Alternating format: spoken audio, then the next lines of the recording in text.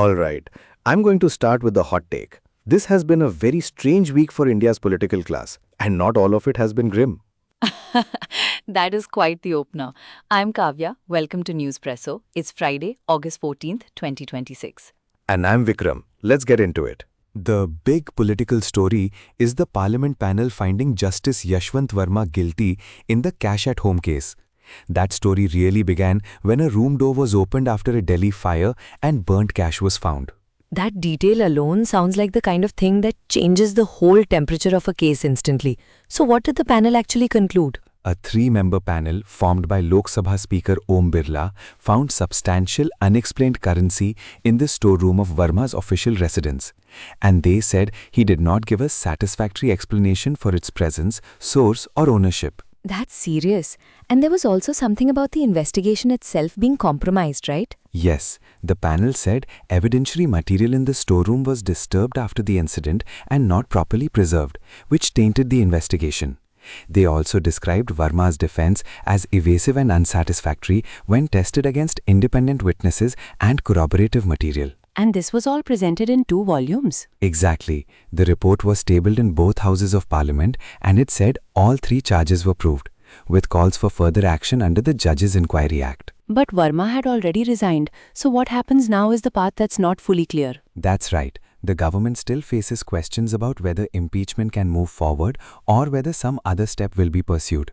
The larger issue is judicial accountability for a sitting judge or even a former one. So this is bigger than one person. It's really about how Parliament handles removal when someone has already stepped away. Precisely. And that question is not going away. Okay, from one very serious institutional story to something that honestly feels like a pressure valve, the Modi and Kharge clip at Supriya Sule's daughter Revati's wedding reception. Politics does love a social setting. The video shows Prime Minister Narendra Modi and Congress President Modi-Kharge exchanging light banter there. And it's such a specific kind of moment. Modi asks Priyanka Gandhi Vadra about her well-being. She says he's still the same. And then Kharge says he has changed a bit. Which gets laughter from the crowd, including Rahul Gandhi. It's almost a reminder that rival politicians can still share a room without it turning into a briefing note. The reception was at Sharad Pawar's 6th Janpad residence in New Delhi, right? Yes, and the guest list itself tells the story. Amit Shah, S. Jaishankar, Sonia Gandhi, Akhilesh Yadav, a wide mix from across the spectrum. The thing that connects this to the broader week is that Parliament is otherwise in a pretty ugly mood, with protests and a session logjam. Exactly. So this clip landed because it's social, not ideological. Personal courtesy and institutional friction can exist at the same time. And people obviously love those moments because they feel human. They do, and in politics, that's often enough to make a video travel far.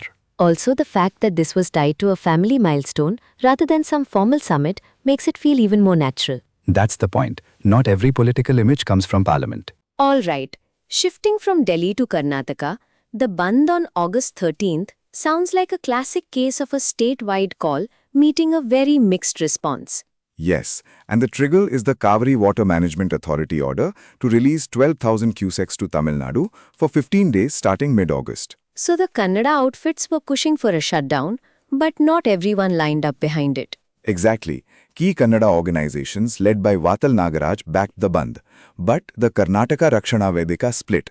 One faction led by Praveen Kumar Shetty cited better monsoon inflows and government assurances, while the Narayana Gowda faction opposed the move. That split matters because it means the Bandh doesn't land as one clear, unified signal. That's right. Schools were not closed after CAMS withdrew its call, and banks and essential services were expected to stay open in many places. And KSRTC and BMTC buses could run with reduced frequency in some districts.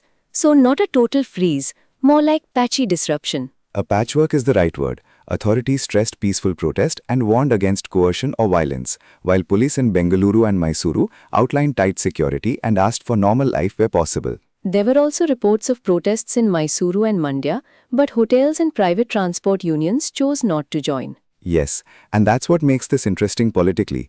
Regional anger can be loud, but it doesn't always translate into uniform shutdown. And the activists weren't just focused on Cauvery, they were also pressing Mekedhatu, Kalasa Bandhuri and Upper Krishna schemes. So the question is whether today's Bandh fades as a one-day event or becomes something bigger. That part we'll only know after the dust settles. Okay, moving on to business. And this one is a very different kind of pressure test. I'm guessing a lot of people noticed it the moment they went to recharge their phone. Exactly.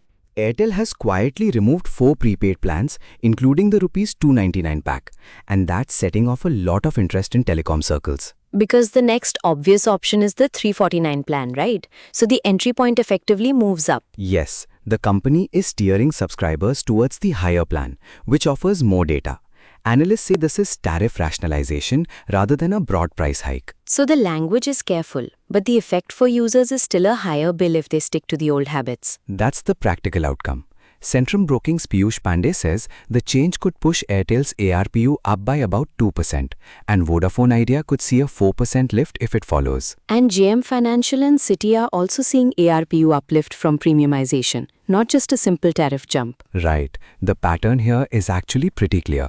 Operators want more revenue from data-heavy users without announcing a blunt across-the-board hike. What stays on the shelf? Airtel says Rs 199 and Rs 219 entry options remain, but the next rung up now costs roughly 16% more per month for the same 28-day window of data, calling and benefits. That's a neat way of saying the plan architecture has changed, even if the company doesn't want to call it a hike. And the broader sector is watching for whether Jio and Vi respond. This could ripple beyond Airtel. Especially if the goal is to support 5G and network upgrades, which keeps coming up in this kind of pricing conversation. Exactly. The industry wants higher monetization. Consumers want affordability. That tension is not new. And Airtel's June quarter ARPU was around Rs 264, below peers, so you can see why the pressure is there. Yes, the commercial logic is plain, even if the messaging is carefully wrapped. This is basically the same story, but the emphasis feels slightly different. Not just one plan disappearing, but a broader rework. That's fair. Airtel also scrapped Rs 579, Rs 619 and Rs 649 plans in many circles. So the 299 removal isn't isolated. Not at all. It sits inside a larger pricing architecture shift. Entry-level options still exist, but heavier data users are being nudged upward. And the company's framing matters here. They've repeatedly said this is about ARP over time, not a plain tariff hike. That's the distinction they want the market to absorb. Analysts broadly agree the sector is premiumizing. But what happens to people who are price sensitive? That's the real-life question. They may churn to rivals or move to postpaid offerings depending on how competitors respond. So this is not just a telecom story. It's about how India's mobile market prices data-heavy behavior. Exactly. And with 4G and 5G networks becoming the core of usage, operators are trying to monetize that shift more aggressively. Do we know if Jio or Vi will follow? Not yet. That's the next thing to watch. And that's really the whole point of this week's telecom news. One company moves, and the rest of the market starts recalculating. That's the pattern. Always. Now, across the ocean, the July CPI number brought some relief to markets. Inflation cooled to 3.4% annually, right in line with forecasts. And core prices rose 2.5% year-over-year. That's better than a lot of people were bracing for. The month itself was pretty tame too.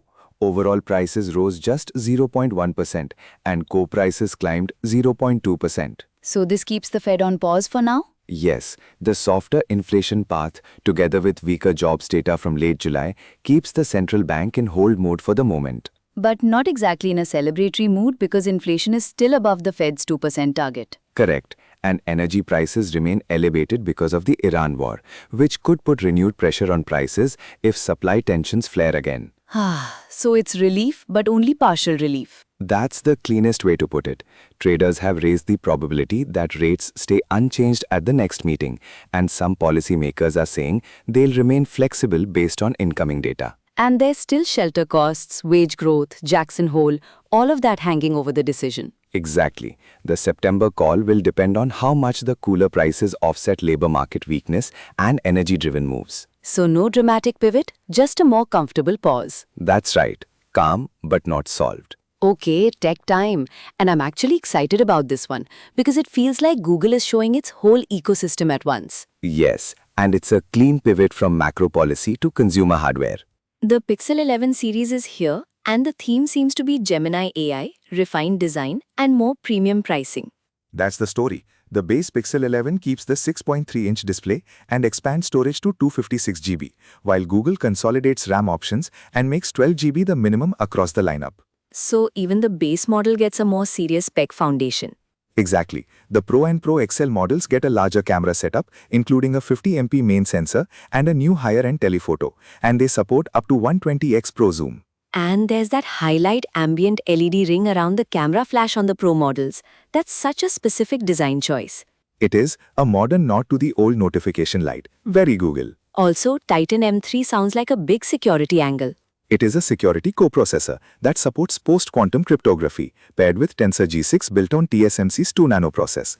Google says that should mean faster browsing and better power efficiency. That's the kind of hardware detail that sounds abstract until you realize it's about speed and battery life. And price is moving up too. The Pixel 11 starts around $899, while the Pro models go up to around $1499 or more, depending on storage and region. So premium is clearly the direction.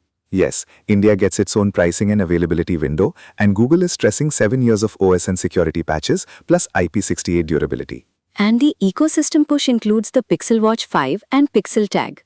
Exactly. The whole package is bigger than a phone launch. It's Google leaning in on hardware, AI, and long-term support at once. That makes it feel less like one device and more like a platform statement.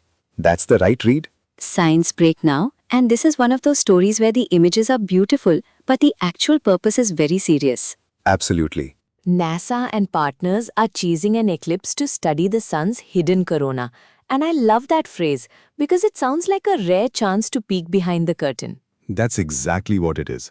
A high-altitude WB-57 jet flew above Iceland to observe the corona for nearly 3 minutes. And they were using cameras and sensors across multiple wavelengths, right? Yes. Meanwhile, balloons were launched from Iceland and Spain to study how the abrupt night affects Earth's boundary layer and atmosphere. So the eclipse becomes a science lab for both the sun and Earth. Precisely. The team is working on the heating paradox, the mystery of why the corona's gas is so hot far above the solar surface. And they're also looking at loops of superheated plasma and the acceleration of the solar wind. That matters because space weather can disrupt satellites, GPS, and power networks. What I find fascinating is how many groups are involved. Italy's INAF, Ireland's DIS, and others. Yes, and they're using flight spare parts and new instruments to capture a fleeting moment without the usual noise of lower altitudes. The balloons also measure ozone and other atmospheric signals. Right, and satellite data helps put the eclipse into a broader cosmic frame. So this isn't just about looking at a pretty shadow. No, it's about understanding how the sun's magnetism shapes space weather and, in turn, everyday life on Earth. That's a very elegant chain of cause and effect. Science usually is. Okay, last stop, cricket. And this one sounds like the kind of day that makes everyone in the opposition dressing room sit up straight. Bangladesh had a very strong opening day in Darwin. Hassan Mahmood ripped through Australia's top order and Pat Cummins' side was bowled out for 198. Against Bangladesh, that's their lowest total in 7 tests. That's not a small thing. No, Mahmood finished with 6 for 55, the best figures by a Bangladesh fast bowler in Australia. That's a huge moment for a team that arrived missing 2 premier bowlers. Exactly. Steve Smith stood out with 71, but the rest of the batting fell away on a green-tinted pitch that helped the bowlers early. And Bangladesh made use of it with disciplined lines and lengths from Mahmood, Taskin Ahmed and Ibadat Hussain. Yes, Australia chose to bat first and Bangladesh's attack kept pressure on them throughout the opening sessions. Then by stumps, Bangladesh were 96 for 1. That's a pretty composed reply. Led by Tanzeed Hassan Tamim and Mominul Haq. Yes, it sets up a potentially very interesting match. And this is Bangladesh's return to Test cricket in Australia after 23 years. That part matters. It gives the performance a little extra weight. Also, the schedule pressure on Australia over the next 12 months is another layer here. It is.